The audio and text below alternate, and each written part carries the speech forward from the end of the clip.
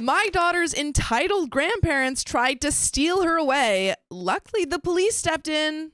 Arrest them. Yeah, thank you to the people who do all that service. Thank you. That's kidnapping. We don't want that. Hello. So this story happened to me for over a year, and I think and hope it has finally stopped. Here is some backstory. After a painful breakup with a guy I was really into, I went back to my ex and after a month ended up pregnant. Because of my religious background, I decided to keep the baby and break up with my ex. By the way, this comes from Mifty, and if you want to submit your own stories, go to r/OK Storytime subreddit. So, he was 6 years older than me, 27 years, and was starting over his career, had no work, lived off his parents' money, and was a to pets. He spent all his remaining money on plants. It was his hobby while I was pregnant. He dismissed all of my symptoms, morning sickness, dizziness, weakness, mood swings as things I was making up. Seeing that I had no future with him and fearing he might even end up hurting our child like he did his dog, a sweet pit bull named Andromeda, who he hurt constantly when he wasn't in the mood, I broke up with him. Also, please call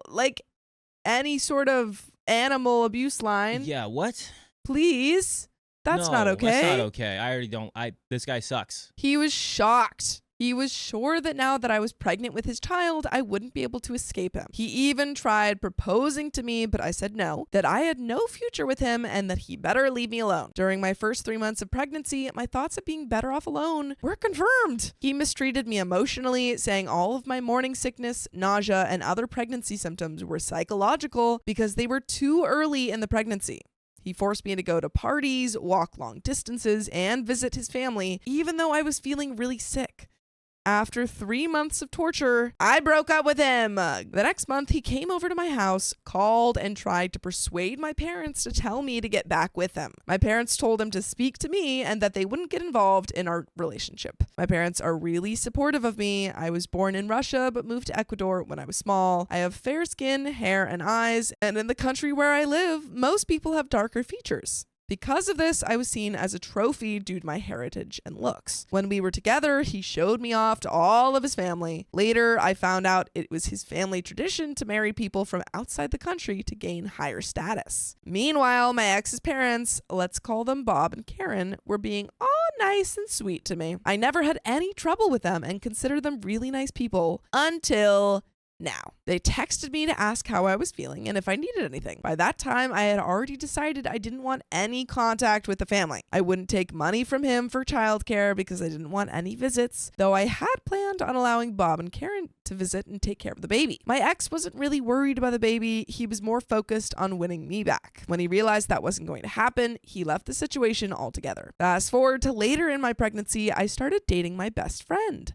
Let's call him Isaac. He helped me through the pregnancy and was there with me even during childbirth. Everything went well, and I had a precious baby girl. I fell in love with her immediately. Things were going smoothly when I got a text from Bob saying he was outside my house and wanted me to come out because he had some gifts for the baby. In Ecuador, it's customary to call at least a week in advance before visiting someone, and it's considered highly disrespectful to just show up unannounced. I was slightly irritated, but came outside. Bob and Karen were there and handed me a bag of gifts from all of the family members they had told about the pregnancy. Then they asked if they could see the baby. I told them she was sleeping and that we didn't want to let anyone in so she wouldn't wake up. She was really small, only about 3 weeks old. Their sweet expressions twisted into pissed off, entitled grandparents. Karen struck her fist against their car, a small Chevrolet Theo, and Bob grumbled but then calmed down. He said that since they gave me presents, they now had the right to visit their grandchild. See, this is what Opie was worried about. That's why she didn't want to accept anything from anyone. Yeah, where do you think the son got it from? This is their they're paying the toll. Mm-hmm. We paid they're the toll like, to see we the got baby. you gifts. Now you have to give us your baby. We're going to get back to the story, but Sam, you have a copious amount of something. What, John? X's. I have like 4 or 5 or 6. I heard of 6 with a 0 All behind right, it. that 60 number, comes from somewhere else. Where does that come from? It comes from our OK Storytime membership. Yeah, that's freaking right. We have 60 plus hours of exclusive live streams on Monday, Wednesdays, and Fridays. It's only $5 a month, so go to the link in our description, youtube.com/OKOP show/join. Join a club almost as exclusive as Sam's ex is. Well, let's get back to the story. I must allow them in, and Karen wanted to hold her. To me, respect is really important, and I can't stand being disrespected. I had just given birth 3 weeks ago, could barely walk, and now they wanted to come in and hold my baby? No way! In that moment, I changed my mind about allowing them in her life. Smart. Then the conversation went as follows. Excuse me, but I can't just let you in right now. She's sleeping and wakes up easily. Oh, come on. It's just a baby. She'll fall asleep again after a few minutes. Just let us come in. Karen has come all this way to hold her. Sorry, but it's a no. Thanks for the gifts, though. Next time, it would be nice if you called ahead so I can make sure everything is ready for your visit. You might get to hold her then. You have no right to keep the baby away from us. Even if your relationship with X didn't work, she's our grandchild. I understand, but as I said before, I really don't want to wake her up. How dare you disrespect me? That's our baby, and we have the right to see her. Bring her out now. No, sorry, I can't. That baby is worth a lot to us. You know that in our family, bloodline is very important. We need to take pictures of her and send them. Did she get blonde hair and green eyes like you? She has amber hair and blue eyes. That will do. Bring her out now. I guess that's fine.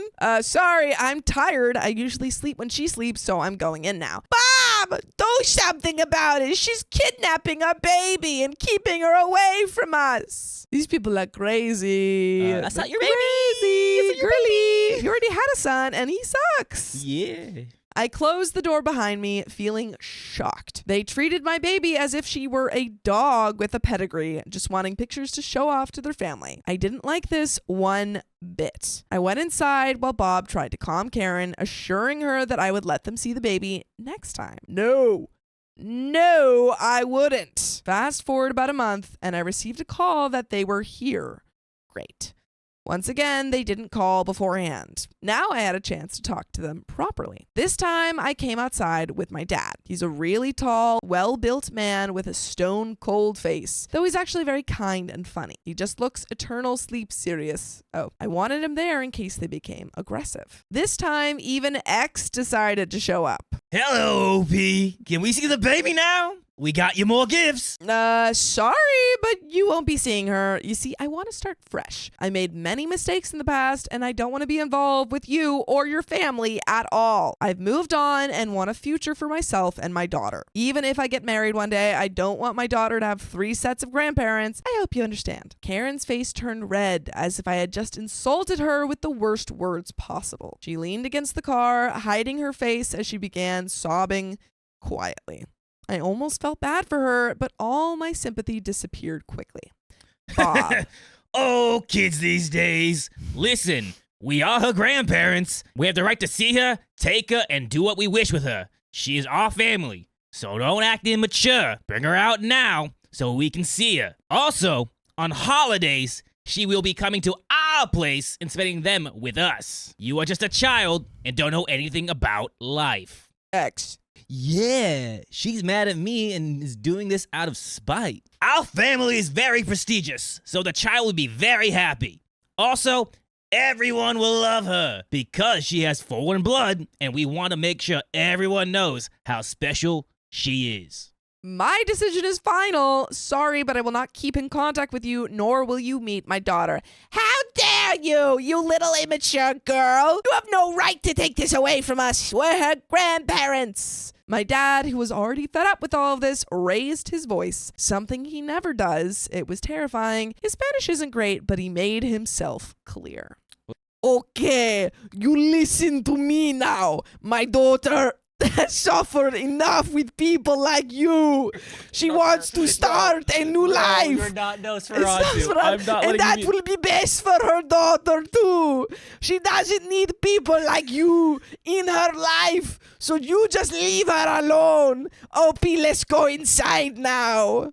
Karen then suddenly pushed past me, screeching like a mad banshee as she tried to shove her way through my house gate and into my yard. This shocked me, Bob, and even X, but not my dad. He just stood there, blocking her path until she got tired and walked back to her car, defeated. We are family, and we have rights. Remember that, you immature girl. You are hurting your daughter. Let me tell you some stuff about parental rights in Ecuador. The mother has sole custody until the father proves he is the father with a DNA test. He has 5 years to prove it, or he loses his right to parenthood. Only the father has the right to move something in court. It costs about $1,500 to call me for court, $1,500 to bring the DNA test result, $1,000 to state that he is the father, and $1,500 to set up the visitation rights and such. Being an unemployed teen with no career and no time, living in a city 6 hours away from me, he didn't have all that money, nor did his parents. Also, he only cared about winning me back to show me off. He didn't care about his daughter and couldn't be happier. His parents couldn't bring anything to court since they're not the immediate relatives, so I am more than sure they won't be able to do anything. After all that, they texted me a few times trying to come over and visit my daughter once again, but all their offers were denied. After they came without announcement once again, and nobody came out,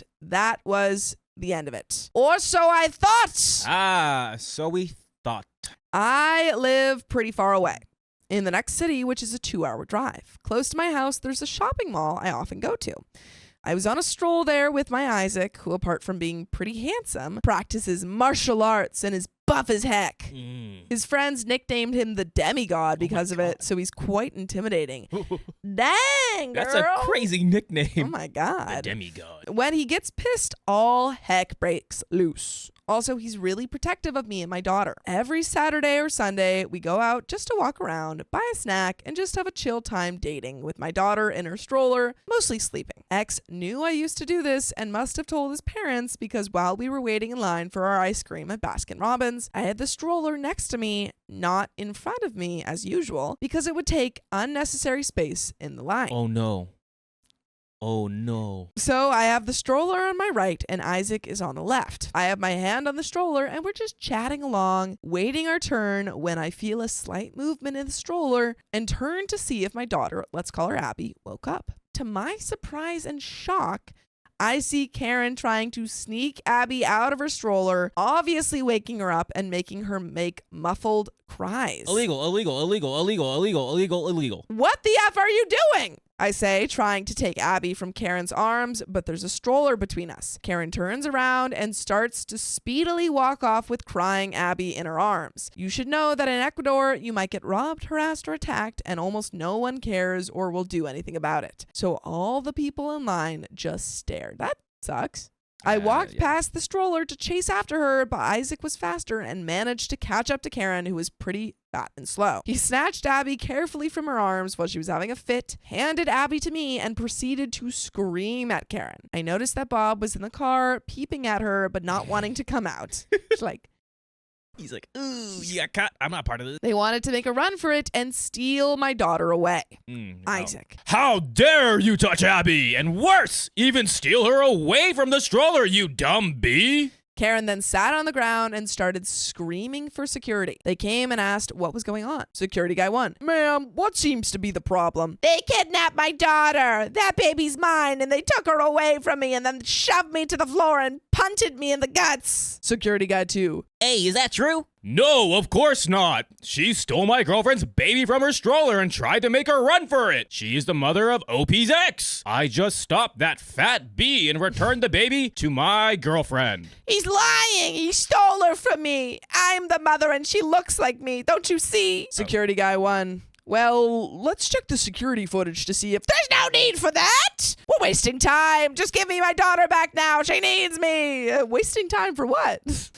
For you to make your getaway? It's now, yeah. So security made us all go and check the footage, which proved that Karen was following us for about an hour before trying to snatch Abby, while Bob was waiting in the car for her the whole time. Then the footage showed everything else that happened. The security guy said he would have to call the police, so while he dialed the cops, she once again tried to snatch the now sleeping Abby from my arms, but without luck, because Isaac was right there and blocked her way before pushing her down to the ground. But But we would never block you guys from listening to more full episodes with stories just like this. Just go to Spotify, Apple Podcasts, or your favorite podcast app and search up OK Storytime. Very easy. So easy. And there is a little bit left to this story.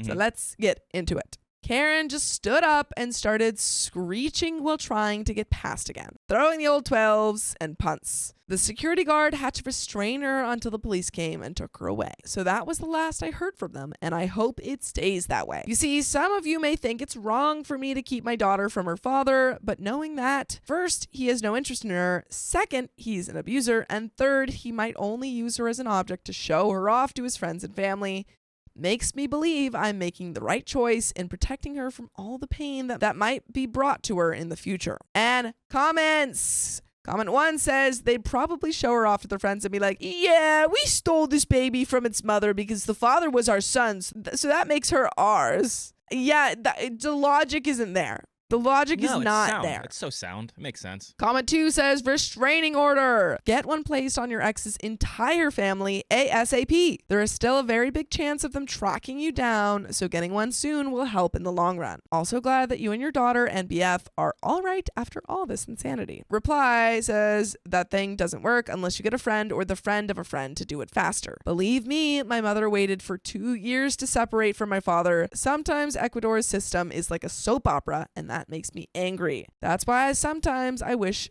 I had never come back. And commenter 3 says the fact that some human beings believe that they are entitled to another human being's child simply because they share blood with the child is bad enough, but attempting to kidnap a baby, it sickens me.